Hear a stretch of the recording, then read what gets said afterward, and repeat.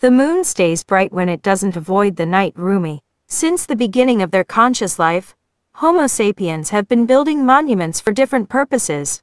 Most of the structures were built as the shrines or houses of the holy. Kings and queens lived in monumental palaces, and their armies built forts for their protection. Some structures were built for belief, some for materialistic reasons, and others on the grounds of superstition. A few people lived such a venerable life that their graves were glorified in huge structures like the Giza of Memphis and Taj Mahal of Agra. Some were created to honor the war veterans, and many were built as arenas.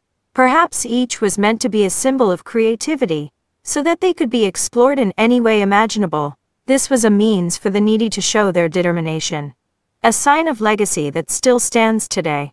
God doesn't sleep in any one bed, yet each city and every village contains his homes. In fact, the first building to surpass the height of the world's tallest building, the Great Pyramid, was a house of God, Lincoln Cathedral, which stands almost 40 feet taller.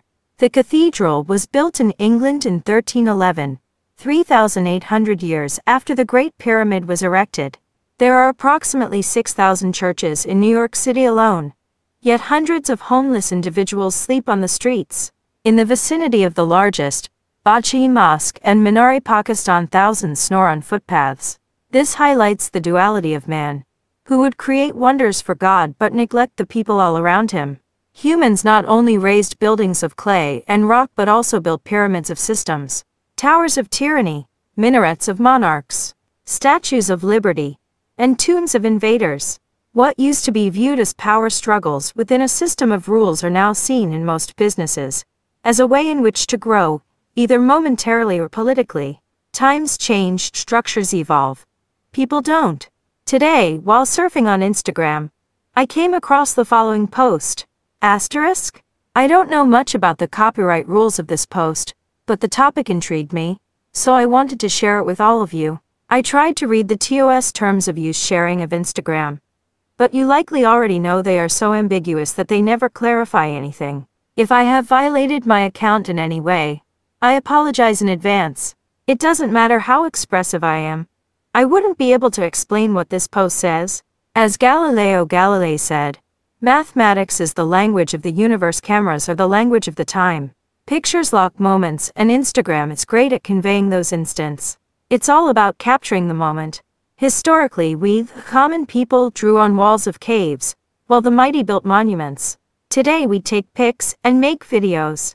The human desire to live forever is partly fulfilled by monuments and photos.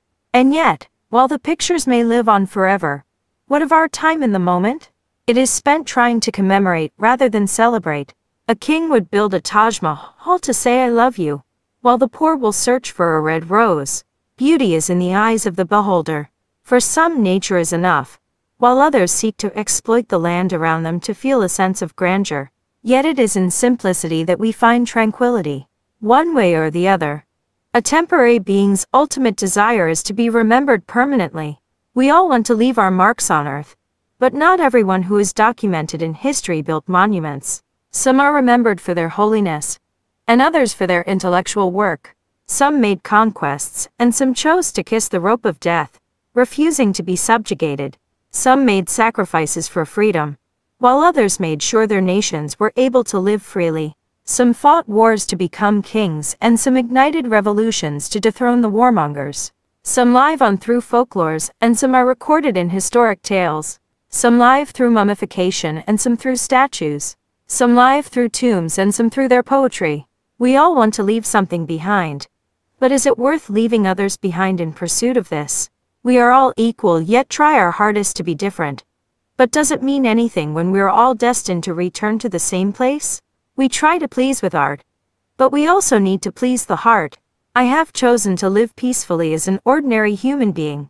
I would like to leave this earth in an ordinary way. I would prefer to have my body buried in a common graveyard. It came from dust, and to dust it will return. There is no permanent existence other than the dust. Everything is dust.